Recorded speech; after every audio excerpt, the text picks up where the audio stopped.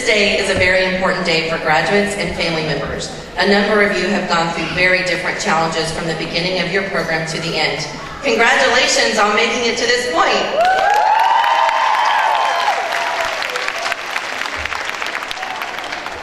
This evening, I have the privilege of introducing our guest speaker, Ms. Shana Naylor, a realtor and single mom and the founder of the Real Single Moms Club. Ms. Naylor has a bachelor's degree as well as a master's of business administration from Texas Women's University. Ms. Naylor is dedicated to community service. Shana hosts a variety of workshops and events designed especially for single moms. The Real Single Moms Club is an organization devoted to providing opportunities and experiences that educate, enlighten, and empower single moms to reach their full potential in spite of challenges they may face. Their motto is redefining the image of single moms. As a recognized empowerment catalyst, Shana is helping single moms redefine the way they live, work, and play by showing them how to proactively take control of their lives.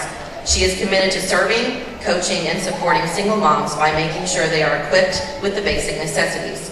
Shana Naylor is a confident woman with a purpose, passionately carrying out her mission to empower single mothers worldwide. Ladies and gentlemen, please join me in welcoming our guest speaker, Ms. Shana Naylor.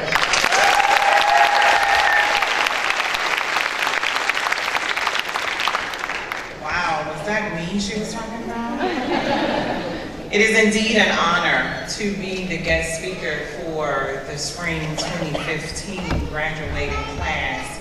Will you give yourselves a round of applause for your part?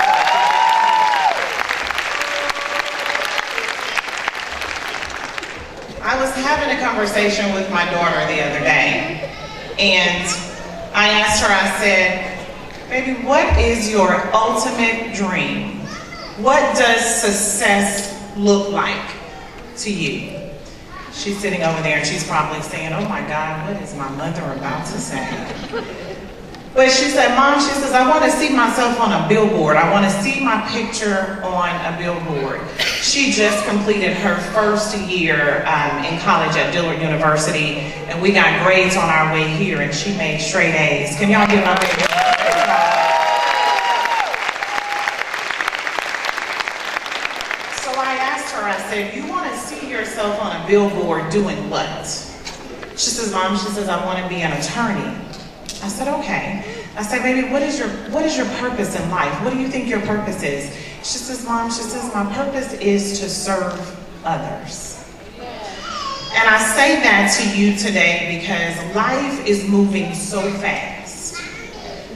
Now more than ever, we need to take the time to discover what it is that what our life purpose is.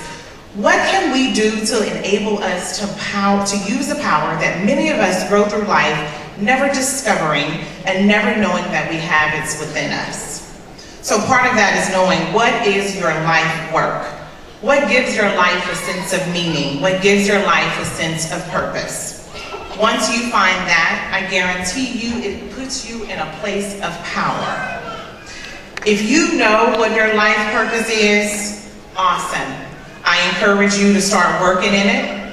If you can't do it all at one time, I encourage you to do it little by little, piece by piece, step by step. Now, like most of us, if you don't know why you're here, I encourage you to discover what your purpose in life is. And 9 times out of 10, I guarantee you, it's that one thing that you're passionate about. It's that one thing that you see someone else doing and you look at them and you say, I could do that. I would be really, really good at that.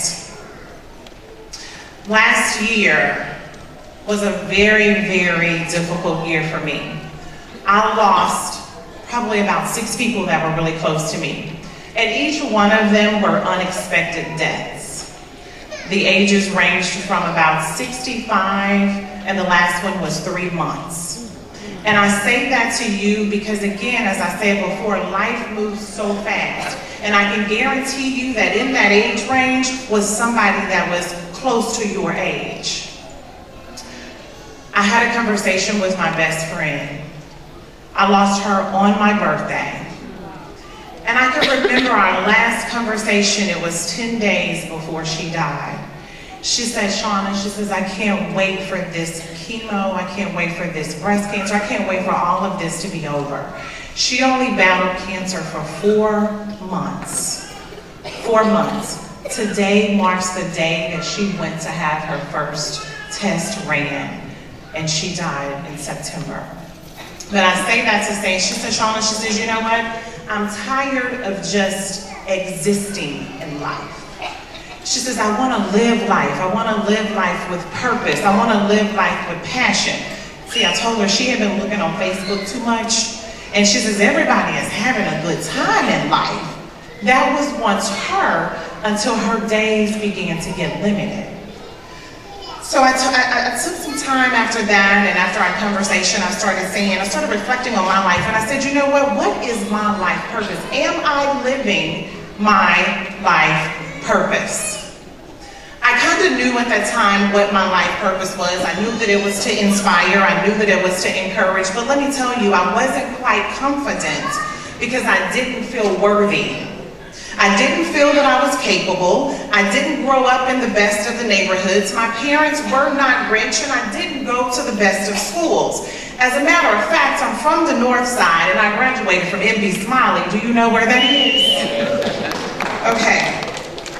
And then I was a teenage mom, and the statistics say that the likelihood for me or my daughter to have an education and be successful are really low. I was reading an article the other day, and it said that single moms are actually a burden to society. But see, here's what I realized. Regardless of what statistics say, here's what I realized. I realized that there was so much more to my life than just being a statistic. I realized that I needed to show my daughter, I needed to show my siblings, I needed to show my niece that there was so much more to life. I'm going to encourage you to begin to take a conscious effort to find out what it is that you're supposed to be doing. Is your dream to own a business? Is it to be a nurse? Is it to be a doctor? Is it to further your education and become a dentist? Whatever it is, your life is worth finding out. Once you get that vision, I want you to start working on it little by little. Don't give up, and do not let the dream die. You see, I ask, why is it that most people don't pursue their dreams and don't do what they want to do, and they know that they're capable of doing it? I think that many of us don't go that next step because we don't quite know what to do yet.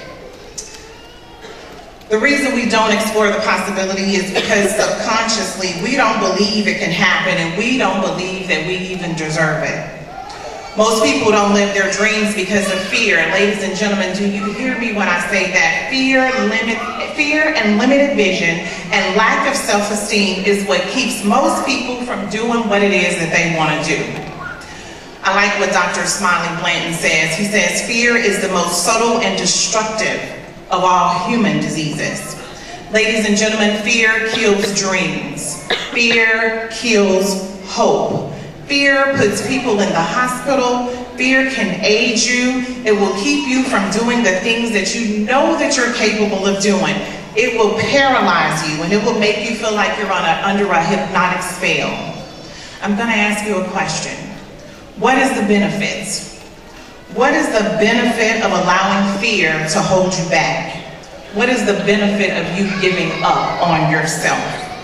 See, that's one of the things I had to ask myself. I said, Shana, why would you go after the vision? The only thing I could come up with was fear. I didn't want to make any mistakes. I was afraid of being different. I wanted everyone to like me. I wanted everything to be perfect the first time I did it. But guess what my mentor told me? She said, Shana, she said, it's not going to happen that way. It won't be perfect. And guess what? The haters are going to hate. And you're going to create some enemies the moment you decide that you want to live life better. Zig Ziglar says that fear is false evidence appearing real. That's an illusion that we create in our minds, but it's also a state of mind that can be changed. I want you to look at how you can take, we're going to look at how you can take some steps to restructure this fear, to expand your vision of ourselves, and how we can begin to increase our self-esteem. Webster says that self-esteem is confidence and it's satisfaction in oneself. Look at your life now. Whatever it is that you did to get to this point, whatever it is you did to get to graduation, that thing is working. It's working as a result of some of the decisions you've made and the person that you've decided to become. I want to ask you this, but is this it? Do you want something else? Are you satisfied, or do you want things to continue to get better? Do you even believe that things can get better? Or are you just okay with the way things are? You're probably saying, hey, I'm doing way better than I thought I would be doing. I've accomplished more than people around me. But guess what? I want you to be all that you can be. I want you to increase your self-esteem by fortifying yourself. I believe that we have to begin to consciously monitor our inner conversations. Sometimes the only good things we hear about ourselves are the things that we say to ourselves. Start talking to yourself. Yeah, I said it. Start talking to yourself. You want to start talking to yourself and telling yourself positive things. Don't beat yourself up because of your past. I could have easily beat myself up because of my past. I could have easily beat myself up because of what statistics say. It's natural. We are our hardest, we are our worst critic. But we live in a world that is negative, so I need you to guard yourself against negativity. Watch what you put in your mind. If it means stepping away from the television, I had to give up on a lot of reality shows. So you have to step away from the television. If it means removing yourself from negative friends, sometimes you have to remove yourself from negative family. Remove yourself from people who always find fault in you. Remove yourself from people that don't believe in you. I want you to protect your mind. Now, faith comes by hearing. So listen to things that empower you. Listen to CDs, attend workshops, and again, surround yourself around positive people that encourage you, positive people that want to see you succeed. And I will not stand here and tell you that it's going to be easy. It's not going to be easy, but what I want you to do, I don't want you to avoid the fight. I really want you to get in the midst of the fight. I want you to get knocked down so that you can learn how to fight. I want you to learn to hold your position. Most people don't accomplish their dreams because they are afraid to fight. They're afraid of doing something different. I heard someone saying to fight is to overcome obstacles, adversity, and to endeavor throughout the struggles one faces in life. And through all of that, they're not supposed to leave the belief or the conviction in what it is that they're doing. So in closing, I want to leave you with a story about Manny Pacquiao. Did y'all watch the fight? I missed it, but his life story is pretty interesting to me. See, he started boxing at a really early age to earn money to help his mom buy food and to take care of things in their household. It said that they were so poor that his dad ate the dog. At a very young age, he left where he grew up and he went to pursue his career in boxing in the country's capital of Manila. He wanted to take a shot at something different for his life, but there were no guarantees, but what he did is he wanted to take a shot, so he moved. After some brief stints, some sleeping rough, and indeed sleeping within the boxing gyms that he had to work in to pay his club fees, he eventually climbed the ladder. He climbed that ladder one step at a time, little by little. I know we're considering this to be some extreme hardship, and I really pray that none of us have to experience this in our lives. But I want you to fast forward to 2015, where he is now the congressman in his native Philippines, and he's being paid millions to even lose a fight. But he did not give up on the fight. So I want to encourage you not to let fear keep you from your purpose. Don't allow the hardships to keep you from fighting. Tonight, you have raised the bar. You are showing others that all things are possible. And all things are possible because you believed. You believed. So when you walk out this door tonight, just know that nothing can stop you. Nothing can stop you. As I go to my seat, graduates, I want you to repeat after me. Regardless of what happens, I am going to fight.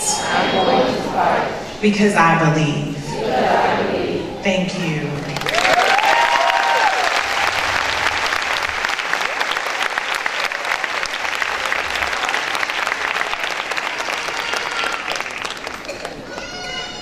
Ms. Naylor, if you would, I'd like to present this as a token of our appreciation for speaking to on this evening, our 2015 celebration.